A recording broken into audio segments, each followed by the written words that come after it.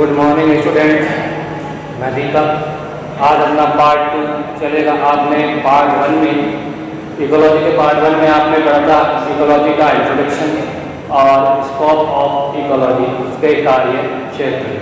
आज अपन अध्ययन करेंगे पारिस्थितिकी अध्ययन का महत्व, इकोलॉजी की स्टडी क्यों आवश्यक है, हम इकोलॉजी का अध्ययन क्यों करते हैं और मानव जाति के लिए इसका क्या फायदा है। ठीक है, देखते हैं कि जो पारिस्थितिकी तंत्र है, ठीक है, उसमें कई क्षेत्र आते हैं और उन सभी क्षेत्रों का अध्ययन करना क्या कहलाएगा? पारिस्थितिकी कहलाएगा। क्या कहलाएगा? पारिस्थितिकी कहलाएगा।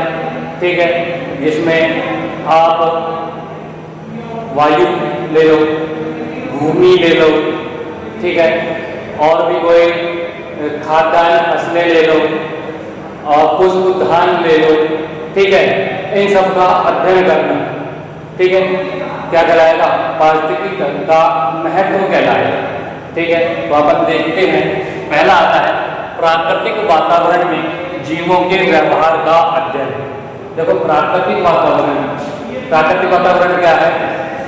कोई भी जीव है वो क्या है, जहाँ रह रहा है उसका अनुकूल वातावरण क्या है, उसका अध्ययन करना क्या कहलाता है? पारिस्थितिकी कहलाता है। ठीक है, समझ में आया?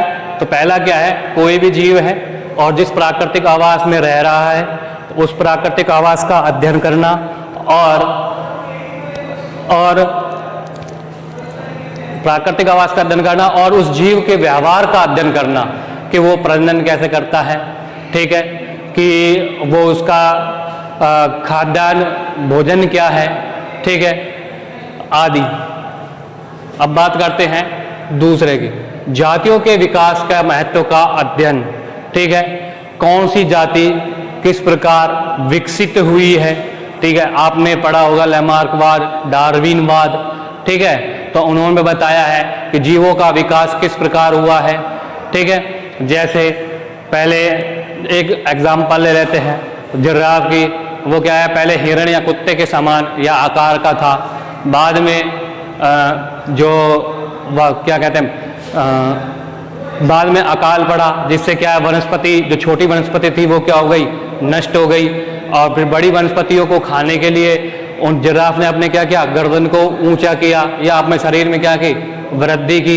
ठीक है, तो इस प्रकार क्या है, जातियों के विकास का महत्व का अध्ययन किया जाता है। ठीक है, किसके अंतर्गत किया जाता है? पारिस्थितिकी के अध्ययन के अंतर्गत किया जाता है।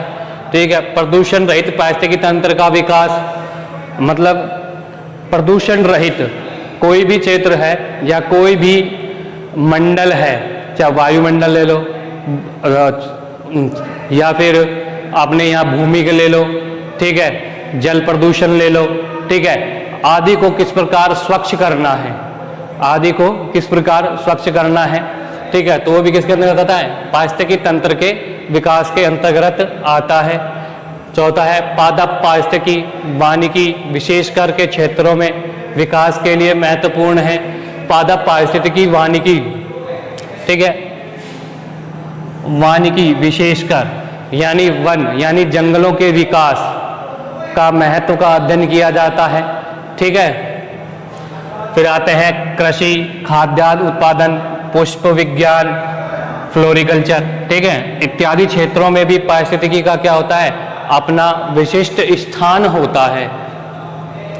ठीक है, अगला पॉइंट है विभिन्न पारिस्थितिकी तंत्र, जैसे शुष्क, आर्द्र, सदाहरित वन, दक्षिणी आर्द्र पर्णपाती वन, सवाना, डेल्टा प्रदेश और मैंग्रोव वनस्पति। देखो, सवाना क्या है? हरे भरे क्षेत्र हैं। डेल्टा क्या है? दो नदियों के बीच का स्थान या नदियों या और समुद्र के बीच का स्थान क्या कहलाता है? डेल्टा कहलाता है। और समुद्र के किनारे पर पाई जाने वाली वनस्पति क्या कहलाती है? मैंग्रोव वनस्पति कहलाती है। ठीक है, आदि का ज्ञान का विस्तृत अध्ययन पारिस्थितिकी ज्ञान से ही संभव है।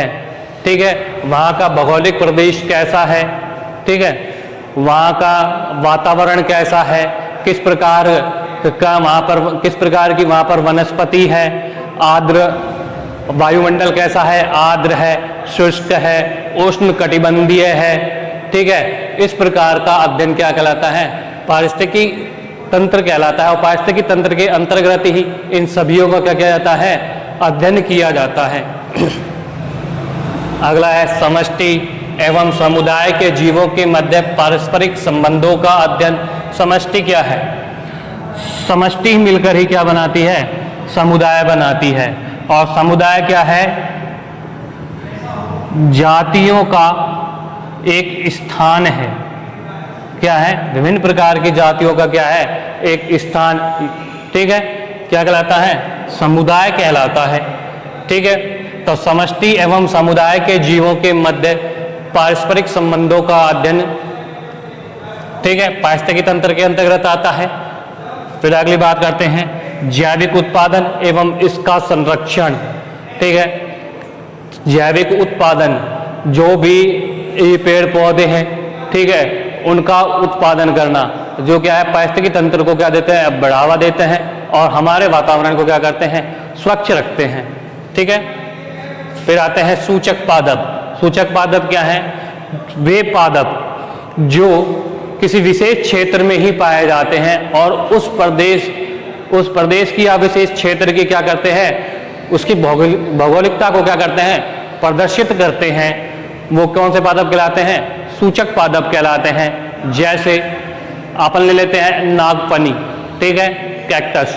ये क्या है, नागफनी, यह मरुस्थल क्षेत्र को अंकित करता है। क्या करता है, मरुस्थल क्षेत्र को अंकित करता है, अर्थात मरुस्थल क्षेत्र में बहुल्य रूप से यह पादप पाया जाता है, ठीक है। लाइकेन है, जहाँ पर लाइकेन उगते हैं वहाँ समझ लो वह स्वच्छ वातावरण है। क्या है, वहाँ पर स्वच्छ वातावरण है, ठीक है। तो देखते हैं सूचक पादप। कुछ पादप जैसे लाइकेन, नागफनी, पीली कटेली, आर्जीमोन, क्या कहते हैं इसको, आर्जीमोन, पीली कटेली इत्यादि उस स्थान विशेष के लक्षणों को प्रदर्शित करते हैं, ठीक है। मैंने आपको बताया था सूचक पादप इत्यादि उस स्थान विशेष के लक्षणों को प्रदर्शित करते हैं, ठीक है। कैसे कहलाते हैं, सूचक पादप कहलाते हैं। अतः ऐसे पादप क्या कहलाते हैं, सूचक पादप कहलाते हैं। जैसे नागफनी क्या है, मरुस्थल प्रदेश को क्या कर रहा है, प्रदर्शित करता है, ठीक है। इसके अन्य एग्जाम्पल भी ले सकते हैं, लाइकेन,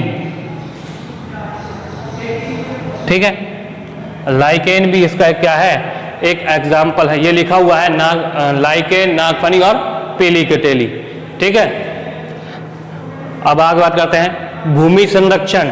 ऊपरी मिट्टी के कटाव को रोकने वृक्षारोपण हेतु भारत सरकार द्वारा मृदा संरक्षण केंद्र स्थापित किए गए हैं, ठीक है, पारिस्थितिकी तंत्र के अध्ययन के लिए और भूमि के संरक्षण हेतु और भूमि के कटाव को रोकने के लिए। जहाँ पर नदियाँ हैं, नहरें हैं, ठीक है, वहाँ पे क्या है, भूमि कटाव अत्यधिक होता है तथा उसको रोकने के लिए और वहाँ पर वृक्षारोपण करने के लिए भारत सरकार ने क्या किए हैं, मृदा संरक्षण केंद्र स्थापित किए हैं।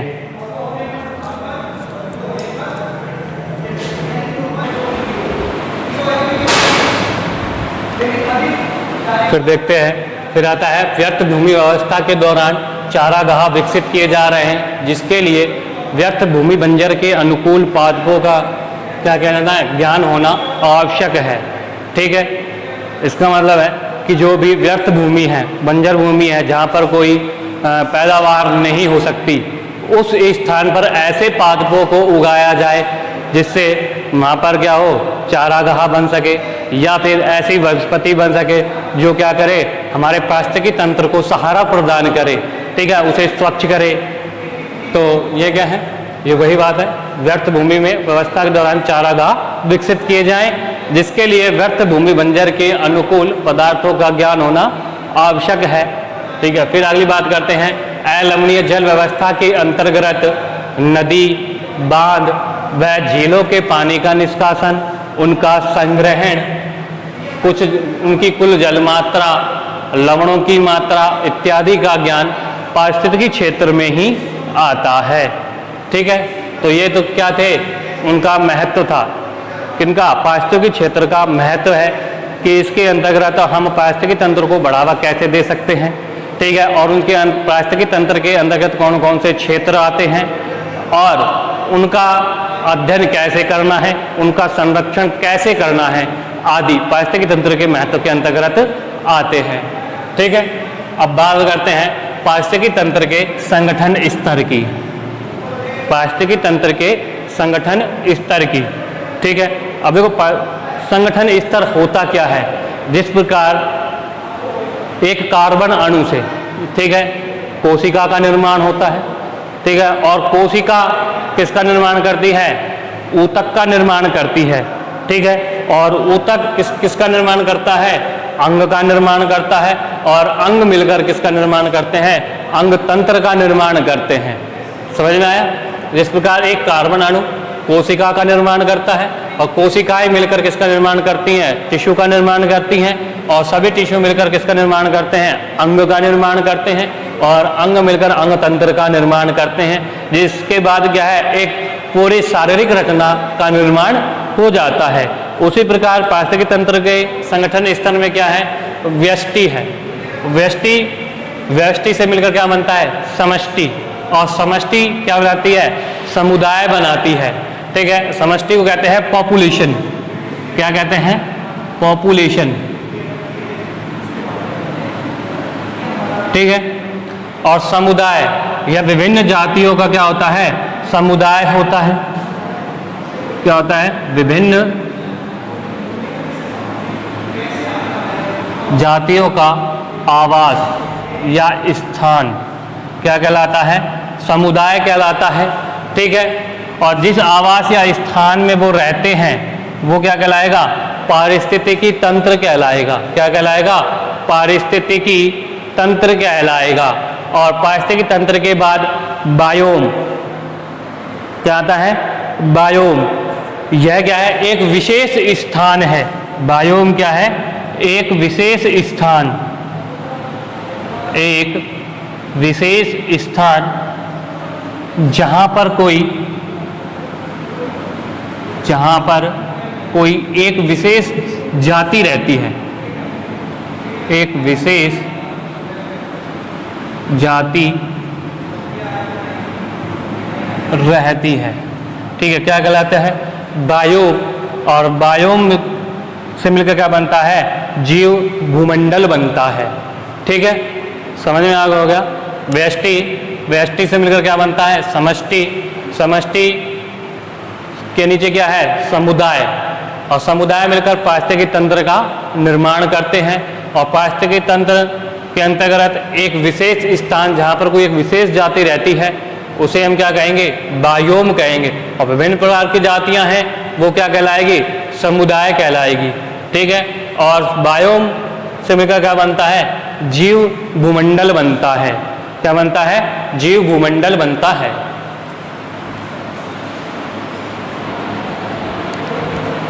अब अपना नया टॉपिक आता है पारिस्थितिकी की आधुनिक अवधारणा। पारिस्थितिकी की आधुनिक अवधारणा के अंतर्गत अनेक वैज्ञानिकों का योगदान है, जैसे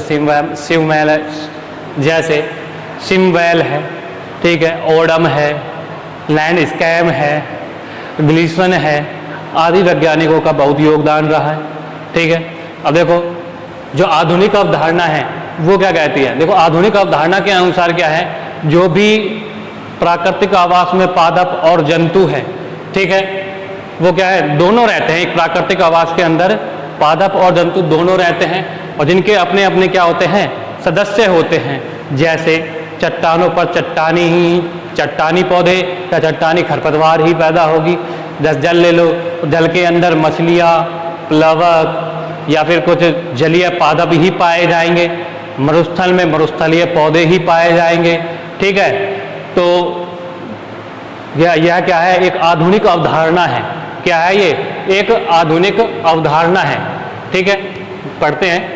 देखो इस अवधारणा के अनुसार प्राकृतिक समूह में पादप व जंतु सम्मिलित रूप से रहते हैं तथा जिनके अपने अपने सदस्य होते हैं। जैसे चट्टानों पर चट्टानी खरपतवार ही और चट्टानी खरपतवार आदि इत्यादि मिलेंगे। ठीक है, वह पानी में प्लावक व मछलियां आदि मिलेंगे। ठीक है, और इसी के तर्ज पर सिमवेल ने भी क्या दी, अपने विचार रखे और एक अवधारणा प्रस्तुत की। इनके अनुसार क्या है, जैविक समुदायों को आकार की वैज्ञानिकों की तरह है। ठीक है, टैक्सोनॉमिक समूहों की तर्ज पर प्रत्येक जाति को सही जगह व्यवस्थित करने के लिए क्रमिक रूप से क्या करना है, अभिव्यक्त करना है।